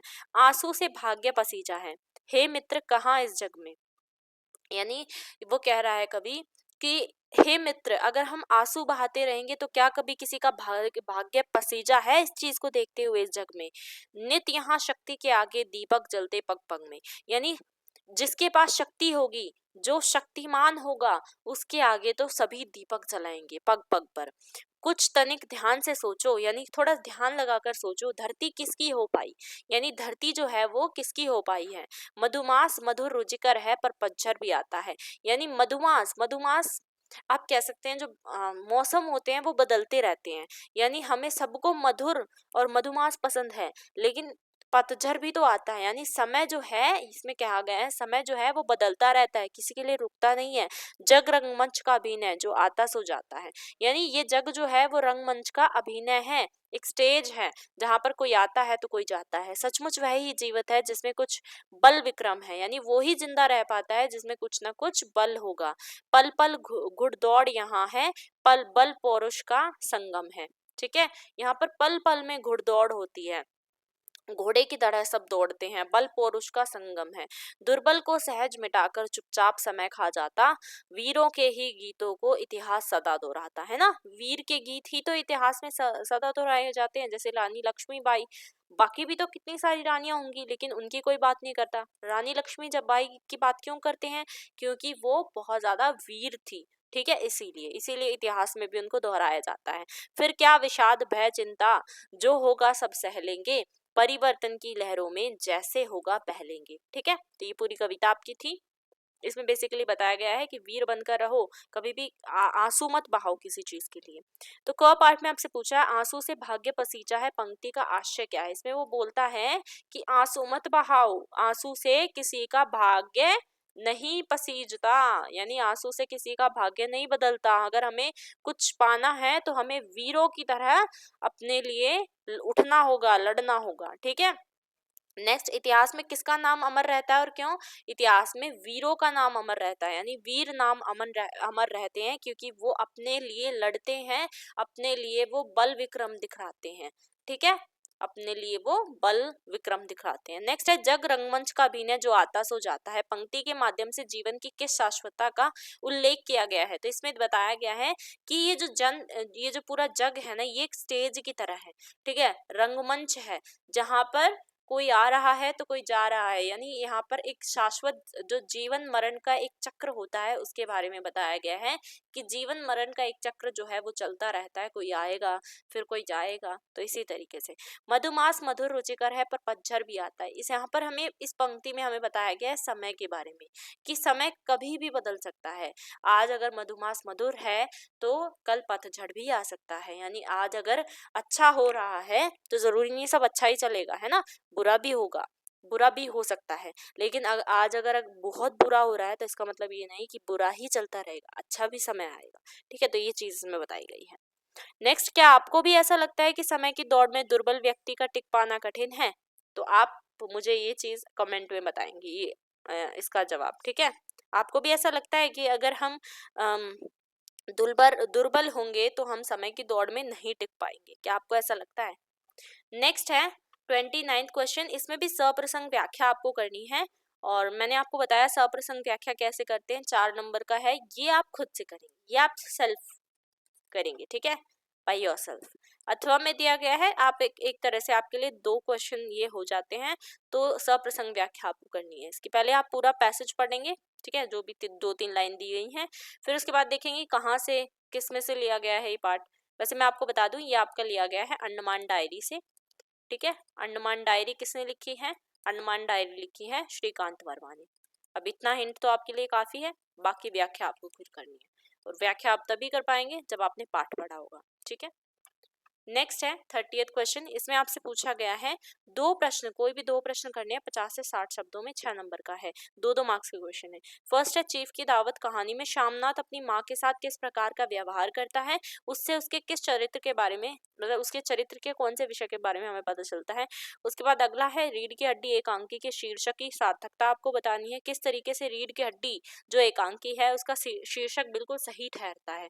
पीढ़ियां और गिट्टियां पाठ के आधार पर आपको लिखना है, पुरानी पीढ़ी नई पीढ़ी को दायित्व क्यों नहीं सौंपना चाहती, इससे युवा पीढ़ी किस प्रकार प्रभावित होती है, ठीक है। इसके आंसर देख लेते हैं फटाफट से। तो ये देखो, फर्स्ट क्वेश्चन हमसे क्या पूछा गया था, चीफ की दावत जो कहानी है उसमें श्यामनाथ अपनी माँ के साथ कैसा व्यवहार करता है और उसके उस चरित्र के विषय के बारे में हमें क्या पता चलता है। तो श्यामनाथ अपनी माँ को यह हिदायत देता है, यानी ये शिक्षा देता है कि वह साफ सुथरे कपड़े पहनकर बैठी रहे और जब चीफ या अफसर आए उनके सामने नहीं आना है और चुपचाप बैठे रहना है, ना ही तो उनके सामने आना है, ठीक है, ना कोई बात करनी है, बिल्कुल चुपचाप अपने कमरे में पड़े रहना है। इससे ये पता चलता है, हमें क्या पता चलता है कि श्यामनाथ आधुनिक दिखने की चाह में प्रदर्शन प्रिय है, यानी सिर्फ दिखावा करना चाहता है वो, ठीक है, सिर्फ दिखावा करना चाहता है कि हम सभी वेल एजुकेटेड हैं और मतलब हम जो है हमारा परिवार बहुत अच्छे से रहता है, इस तरीके से वह अपनी माँ के बुढ़ापे को भी बोझ समझता है, ठीक है। तो ये हमें एक विशेषता यहाँ पर देखने को मिलती है उसकी। रीढ़ की हड्डी एकांकी के शीर्षक की सार्थकता आपको बतानी है, तो ये शीर्षक एकांकी की भावना को व्यक्त करने के लिए बिल्कुल उचित है। इस शीर्षक में समाज की सड़ी गली मानसिकता को व्यक्त किया गया है और उस पर प्रहार किया गया है। यह सामाजिक कुप्रथा को दिखाता है जहाँ पर वधु को विवाह के लिए पसंद करने आए वर में स्वयं अयोग्यता होते हुए भी वह वधु योग्य और सुशील चाहता है। तो इसमें हमने जब देखा था तो इसमें क्या हुआ था, जो शंकर है वो सिर्फ अपने पिता के कहने पर चलता है, लेकिन उसको वधु खुद अयोग्य है, वो खुद उसमें कोई योग्यता नहीं है, लेकिन चाहता है कि उसकी वधु जो है वो योग्य हो और सुशील हो, ठीक है। नेक्स्ट क्वेश्चन, पीढ़ियां और गिट्टियां पाठ के आधार पर आपको बताना है पुरानी पीढ़ी नई पीढ़ी को दायित्व क्यों नहीं सौंपना चाहती। तो पहला इसमें मैंने पॉइंट्स में लिखा है, पुरानी पीढ़ी चाहती है कि नई पीढ़ी उनका अनुसरण करे, यानी उनको याद करती रहे, उनके बारे में सोचती रहे।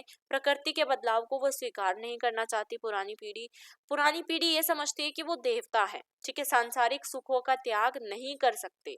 और इसके अलावा इससे युवा पीढ़ी किस प्रकार प्रभावित होती है, तो युवा पीढ़ी का जब बार बार उनको जो है इस विषय में बात की जाती है या उनको ज्ञान दिया जाता है पुरानी पीढ़ी के द्वारा, तो वो इस चीज से परेशान हो जाती है, ठीक है, पुरानी पीढ़ी उन पर विश्वास ज्यादा नहीं कर पाती है, तो ये चीज देखकर नई पीढ़ी परेशान हो जाती है।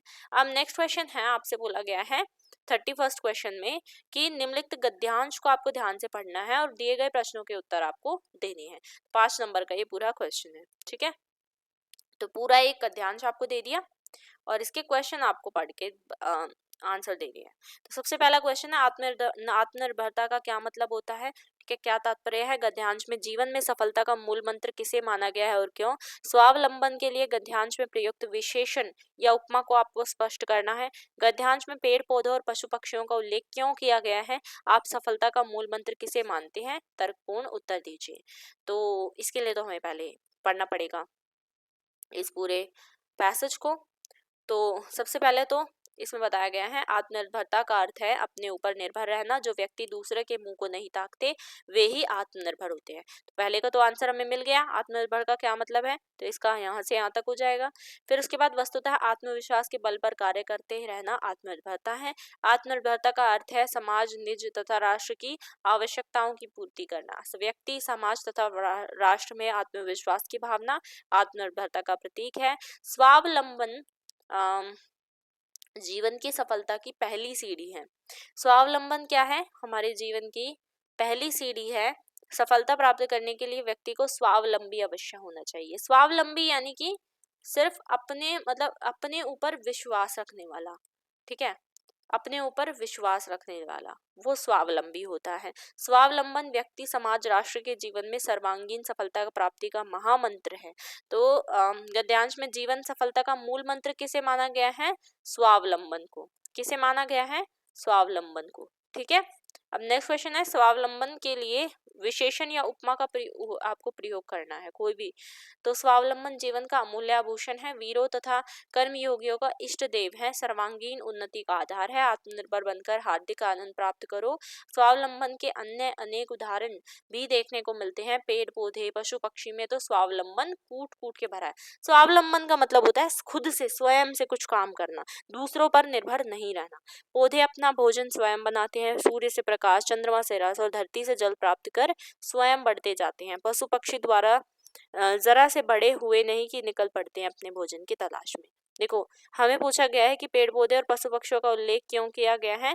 क्योंकि वे स्वावलंबी होते हैं, वे कभी भी किसी के ऊपर डिपेंड नहीं होते हैं, इसीलिए उनका उपयोग या उनका जो है नाम दिया गया है, ठीक है। लास्ट इसमें पूछा गया था आपसे कि आप सफलता का मूल मंत्र किसे मानते हैं, तो ये तो आप खुद लिखेंगे, ठीक है। आप मुझे कमेंट में बताएंगे कि आपके हिसाब से सफलता का मूल मंत्र क्या है, ठीक है, सफल व्यक्ति कैसे हो सकता है। नेक्स्ट क्वेश्चन 32, यहाँ पर आपसे बोला गया है कि आपको कोई नहीं, दोनों क्वेश्चन के आंसर करने हैं, 50 से 60 नंबर का है, 6 नंबर का एक क्वेश्चन है, 3-3 मार्क्स का। तो अखिल भारतीय शिक्षा और संस्कृति परिषद के महानिदेशक की ओर से कार्यालयों में मोबाइल फोन पर होने वाले व्यय के लिए धनराशि की सीमा निर्धारित करते हेतु परिपत्र लिखना है। तो परिपत्र का मैं आपको एक नमूना दिखा देती हूँ कि परिपत्र आखिर लिखा कैसे जाता है। तो परिपत्र लिखा जाता है इस तरीके से। इसमें क्या होता है, सबसे पहले पत्र संख्या लिखी जाती है, फिर उसके बाद इस साइड पे आप जो है डेट लिख सकते हैं, फिर प्रेषक लिखा जाता है, और जो आपका एड्रेस है जिसको आप लिख रहे हैं वो लिखा जाता है, एक लाइन छोड़ी जाएगी। प्रति, प्रति का मतलब होता है कॉपी, यानी कॉपी किसे दी जा रही है? समस्त राज्य सरकार को, ठीक है। फिर विषय लिखा जाएगा, महोदय लिख के पूरा आपको जो भी इसमें लिखना है कंटेंट वो लिखेंगे, और उसके बाद लास्ट में जिससे परिपत्र आया है उसके बारे में लिखेंगे, ठीक है।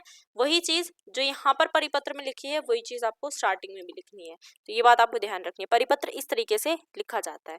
अब इसकी प्रैक्टिस आप खुद से करेंगे, ठीक है, या फिर मैं देखूंगी आपको टेलीग्राम पर इसका आंसर प्रोवाइड करवा दूंगी। ख पार्ट है, सरकारी कार्यालय के सहायक अधिकारी द्वारा बीए की पढ़ाई करने हेतु उच्च अधिकारी को टिप्पण लिखना है। आपको टिप्पण लिखा गया था और प्रत्युत्तर में अधिकारी द्वारा टिप्पण लिखना है। तो अधिकारी द्वारा टिप्पण, टिप्पण कैसे लिखते हैं? टिप्पण में आपको बेसिकली क्या लिखना होता है, आपको कुछ नहीं करना, ठीक है। आपको जैसे ये आंसर शीट है, आंसर लिख दिया हमने, आंसर 32, ठीक है। ख पार्ट, उसमें टिप्पण में क्या होता है, टिप्पण हमेशा निर्धारित कागज पर ही लिखा जाना चाहिए, मतलब टिप्पण छोटे से छोटा होना चाहिए। टिप्पण को आप टिप्पणी भी कह सकते हैं एक तरह से। टिप्पण में क्या होता है, मतलब पॉइंट्स में, मतलब इस तरीके से आंसर लिखना है कि बिल्कुल विषय अनुरूप होना चाहिए, जिस बारे में वहां पर बात की जा रही है वही बात यहाँ पर हमें लिखनी है, फालतू कुछ नहीं होता टिप्पण में। एक विषय पर ही एक टिप्पणी उपयुक्त होता है। टिप्पण में संक्षिप्तता होनी चाहिए, यानी संक्षिप्त होना चाहिए आपका टिप्पण, ठीक है। इसके आंसर मैं देखूंगी तो टेलीग्राम पर आपको प्रोवाइड करवा दूंगी। टिप्पणीकार को उपदेश नहीं देना चाहिए, यानी ज्यादा लंबी चौड़ी बात नहीं करनी चाहिए। और टिप्पणी में आपको, जैसे इसमें क्वेश्चन में क्या पूछा गया है कि आप जो है इसमें क्या लिख सकते हैं, सरकारी कार्यालय के सहायक अधिकारी द्वारा बीए की पढ़ाई करने हेतु उच्च अधिकारी को टिप्पण लिखा गया था। तो एक उच्च अधिकारी को बीए की पढ़ाई करने हेतु एक टिप्पण लिखा गया था, उसके प्रत्युत्तर में अधिकारी द्वारा टिप्पण लिखना है। तो आप क्या लिखेंगे कि मुझे आपका यह टिप्पण मिला, ठीक है, और मैंने देखा कि आप बीए की पढ़ाई करना चाहते हैं, ठीक है, आप कर सकते हैं इस तरीके से। जो भी आपको लिखना है वो सारी चीज़ें, इसको आप ज़्यादा से ज़्यादा 50 से 60 शब्दों में कवर कर लेंगे, ठीक है। तो ये बात आपको ध्यान रखनी है। नेक्स्ट क्वेश्चन है हमारा, निम्नलिखित प्रश्नों के उत्तर आपको 50 से 60 शब्दों में देने हैं। तो 6 नंबर का है, कोई दोनों करने हैं, कोई नहीं, दोनों करने हैं, 3 नंबर के हैं दोनों, 1 नंबर का, क्या बोल रहे हो, 1 मिनट 6 नंबर के क्वेश्चन, 6 नंबर का क्वेश्चन है, ठीक है, 3-3 मार्क्स का है, 3-3 मार्क्स का है। फर्स्ट है, कार्यालय हिंदी किसे कहते हैं, इसकी 2 विशेषताएं लिखनी है, और सेकंड है, संचार माध्यमों में प्रयुक्त होने वाली हिंदी पर टिप्पणी करनी है। तो सबसे पहला क्वेश्चन देख लेते हैं। जो क्वेश्चन था, कार्यालय हिंदी किसे कहते हैं? कार्यालय हिंदी का मतलब क्या होता है? वो हिंदी जिसका इस्तेमाल कार्यालयों में दैनिक कामकाज के लिए किया जाता है। कार्यालय यानी कि जो आपके ऑफिस होते हैं, सरकारी ऑफिस वगैरह जो होते हैं, उसको हम कार्यालय हिंदी कहते हैं। इसकी कोई भी दो विशेषताएं लिखनी है, काफी सारी हो गई हैं यहाँ पर, कोई भी दो हम पढ़ लेते हैं। कार्यालय हिंदी में संचार को आसान और सुविधाजनक बनाने का मकसद होता है और इसका इस्तेमाल व्यापारिक संदर्भों में भी किया जाता है। जैसे इसमें व्यावसायिक शब्दावली होती है, प्रोफेशनल रूपरेखा होती है, यथार्थवादी लेखन होता है। इसमें आप कह सकते हैं कि औपचारिकता भी होती है। ठीक है, कार्यालय हिंदी में एक औपचारिकता भी होती है। ऐसा नहीं कि आप जैसे अपने फ्रेंड से बात कर रहे हैं वैसे ही आप ऑफिस में बात करते हैं, नहीं ना। तो ऐसी हिंदी जिसमें कि हमें शब्दावली बिल्कुल व्यावसायिक रखनी पड़ती है, प्रोफेशनल रूपरेखा होती है, यथार्थवादी एक लेखन होता है। ये कामकाज के लिए मसौदा लेखन, टिप्पणी लेखन, पत्राचार, संक्षेपण, प्रतिवेदन, अनुवाद वगैरह किया जाता है। कार्यालय हिंदी को प्रयोजन मूलक हिंदी या कामकाजी हिंदी भी कहा जाता है। और ये कार्यालय हिंदी और सामान्य हिंदी में अंतर भी मैंने यहाँ पर देख लिया, बता दिया आपको, तो आप ये भी प्लीज देख लीजिएगा। ठीक है, ठीक है, आगे बढ़ते हैं। नेक्स्ट क्वेश्चन इसमें था कि संचार माध्यमों में प्रयुक्त होने वाली हिंदी पर आपको टिप्पणी लिखनी है। तो संचार माध्यमों में जो है आपकी इस्तेमाल होती है, जैसे हिंदी फिल्मों में, हिंदी रेडियो में, हिंदी पत्रिकाएं, पत्र पत्रिकाएं होती है, Hindi television, Hindi cyber media होता है। जनसंचार माध्यमों में हिंदी का इस्तेमाल किस तरीके से होता है? इसमें स्टार न्यूज़, न्यूज़ 24, आपका जो है न्यूज़ 24, सहारा समय, इस ऐसे शब्द, ऐसे जो आपके हिंदी चैनल्स होते हैं जिसमें 24 घंटा हिंदी में समाचार वो लोग देते हैं। टेलीविजन पर कई तरीके की हिंदी भाषी अंग्रेजी नेता भी हिंदी बोलने लगे हैं, है ना। टीवी पर आपने देखा होगा कि कई सारे ऐसे नेता होते हैं जो सिर्फ इंग्लिश में बात करते हैं, लेकिन टेलीविजन पर वो हिंदी में इंटरेक्ट करते हैं अपने लोगों के साथ, ताकि वो ज़्यादा बेहतर समझ सकें। इंटरनेट पर भी हमें हिंदी देखने को मिल जाती है। ठीक है, देश विदेश के समाचार भी हमें हिंदी में देखने को मिल जाते हैं। बाजार का क्या भाव चल रहा है, यानी इकोनॉमिक्स वगैरह भी हमें हिंदी में देखने को मिल जाती है। ठीक है, ई बैंकिंग, ई विनिमय, अब तो आपके जो ऐप्स हैं वो भी हिंदी में आने लगे हैं। फेसबुक जैसी वेबसाइट पर भी लोग अपने विचार हिंदी में व्यक्त करने लगे हैं। ठीक है, सॉफ्टवेयर इंटरनेट पर भी हिंदी, जैसे यूनिकोड में, सीडैक में, बराहा में, क्रुटिदेव में, इन सब में हिंदी का इस्तेमाल किया जाने लगा है। ठीक है, नेक्स्ट और लास्ट क्वेश्चन है आपका। इसमें आपको 80 से 100 शब्दों में लिखना है। 8 नंबर का ये क्वेश्चन है, यानी 4-4 मार्क्स के ये क्वेश्चन आपके हैं। मोबाइल फोन विभिन्न संचार माध्यमों का संवाहक कैसे है, सिद्ध करना है। और गूगल टूल देवनागरी लिपि में टाइप करना सरल कैसे हो गया है। देखो, मोबाइल फोन विभिन्न संचार माध्यमों का संवाहक है। संवाहक का मतलब होता है कि ये हमें एक तरह से, देखो मोबाइल फोन पे आप क्या क्या देख सकते हैं। आप यहाँ पर रेडियो भी सुन सकते हैं, जो कि एक संचार माध्यम है। ठीक है, आप यहाँ पर टीवी की तरह, अब यूट्यूब जो है वो हमें क्या से क्या नहीं दिखा देता, सब कुछ हमें यूट्यूब पर देखने को मिल जाता है। एक तरह से टीवी का रिप्लेसमेंट भी यहाँ पर हमें देखने को मिलता है। इसके अलावा हम कॉल्स पर बात कर सकते हैं। ठीक है, वो भी हमें मोबाइल फ़ोन करवाता है। और भी बहुत सारी ऐसी चीज़ें हैं, जैसे पढ़ाई के लिए भी ये इस्तेमाल होने लग गया है। तो जितने भी संचार माध्यम है उन सभी का संवाहक है ये, यानी सारी चीज़ें, सारे संचार माध्यम हमें एक जगह पर मिल जाते हैं और वो मोबाइल फ़ोन है। तो इस तरीके से आपको लिखना है, ये सारी चीज़ें आपको इसमें लिखनी पड़ेगी इस आंसर में। ठीक है, थोड़ा आप अपने पॉइंट्स इसमें जोड़ सकते हैं। नेक्स्ट और लास्ट क्वेश्चन, गूगल टूल द्वारा देवनागरी लिपि में टाइप करना कैसे सरल हुआ है। तो गूगल टूल जो है वो हमें देवनागरी लिपि यानी कि हिंदी में टाइप करने में मदद करता है। और इससे कैसे सरल हुआ है, तो इसके लिए आप ये देखो। अब आपने देखा होगा कि जो कीबोर्ड्स वगैरह होते हैं, ठीक है, कीबोर्ड्स वगैरह होते हैं, उसमें हमें इस तरीके से कीबोर्ड में अगर हम गूगल टूल इस्तेमाल करते हैं तो ये इस तरीके का हमें इंटरफेस दिखाई देता है, जिसमें कि हमें हिंदी टाइप करना आसान उसमें मिल जाता है। इसमें क्या होता है, जैसे आपने HA लिखा है या HAI लिखा है, तो उसमें हमें दे देता है वो हमें कई सारे सजेशन दे देता है कि आप ये लिखना चाहते हैं, ये लिखना चाहते हैं, ठीक है। तो हमें कोई भी इसमें टाइप करना है, तो हम जैसे हल लिखना चाहते हैं तो हम सीधा यहाँ पर टाइप कर देंगे और वो यहाँ पर क्लिक कर देंगे और वो सीधा वहाँ पर लिख देगा नोटपैड पे। इसमें जैसे क्या आप लिखते हैं, है ना, क्या को फिर वो इस तरीके से लिख देता है। या फिर आप लिखते हैं ऐसे आप इंग्लिश में, तो वो हिंदी में आप लिख देता है। जो चीज़ आपकी जी बोर्ड करता है, जी बोर्ड भी तो आपके मोबाइल फोन में यही चीज करता है ना, इंग्लिश में आप लिखते हैं और वो हिंदी में टाइप कर देता है। तो वो चीज सरल उसने कर दी है। पहले ऐसा नहीं होता था, पहले हमें पूरा हिंदी का कीबोर्ड सीखना पड़ता था, लेकिन अब ये चीज आने से हमारे लिए टाइपिंग और आसान हो गई है। तो ये थी आपकी पूरी वीडियो। अब अगर हम नीचे देखें ना, तो नीचे यहाँ पर पुराने पाठ्यक्रम का पेपर दिया हुआ है, तो ये आपको नहीं करना है। कई बच्चे क्या करते हैं कि नीचे जो है, मैं जब आपके पास ये पेपर सेंड करूंगी तो इसमें नीचे वाला पुराना पाठ्यक्रम आप बिल्कुल भी मत देखिएगा, ये आपको नहीं करना है। जो आपको करना है वो मैंने आपको करवा दिया। So this is all your video. इसमें मैंने आपको हिंदी का जितना भी पूरा क्वेश्चन पेपर है वो अच्छे तरीके से सॉल्व करवाया है। कोई भी आपका डाउट हो तो आप कमेंट सेक्शन में हमें बता सकते हैं। कमेंट सेक्शन आपके लिए खुला हुआ है 24 घंटे, ठीक है। चैनल को सब्सक्राइब ज़रूर करिएगा, और अगर आपको ये वीडियो बहुत अच्छी लगी हो या अच्छी भी लगी हो तो प्लीज़ लाइक करिएगा। अगर नहीं लगी अच्छी तो ठीक है, कोई बात नहीं। हम मेहनत कर रहे हैं और आप अच्छी तरीके से पढ़ाई करिए। आप सभी को ऑल द बेस्ट आपके एग्ज़ाम्स के लिए। और मैं उम्मीद करती हूँ जितनी मेहनत मैं आपके साथ करती हूँ उतनी ही आप अपने साथ करते हैं, और आप अच्छे से अच्छे मार्क्स ज़रूर लेकर आएंगे, ये हमारा आप पर विश्वास है, ठीक है। सब्सक्राइब करिएगा चैनल को। और इसके अलावा मैं आपको बता दूं तो आगे आपकी वीडियोस आएंगी जिसमें कि मैं आपको इसी तरीके से अच्छे पेपर जो हैं सॉल्व करवाऊंगी। और आप कमेंट में मुझे बता सकते हैं कि आप नेक्स्ट पेपर या नेक्स्ट क्वेश्चन पेपर किसका चाहते हैं, कौन से सब्जेक्ट का चाहते हैं। 10th वाले बच्चे परेशान ना हो, 10th वाले बच्चों का भी जल्दी ही क्वेश्चन पेपर आ जाएंगे, अपलोड हो जाएंगे, ठीक है। So this is all your video. And Telegram ज़रूर ज्वाइन कर लीजिएगा।